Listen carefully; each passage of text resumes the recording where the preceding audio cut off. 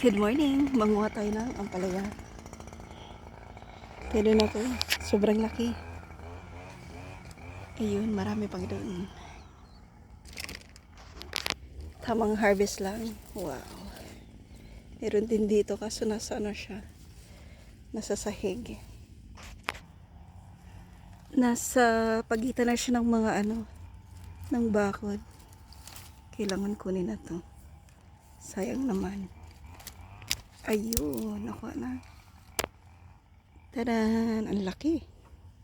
Ito rin dapat palang bitinin. Baka mamaya meron din sa mga taas. Ayun, meron din doon. Ito kailangan tanggalin na yan kasi nag-color yellow.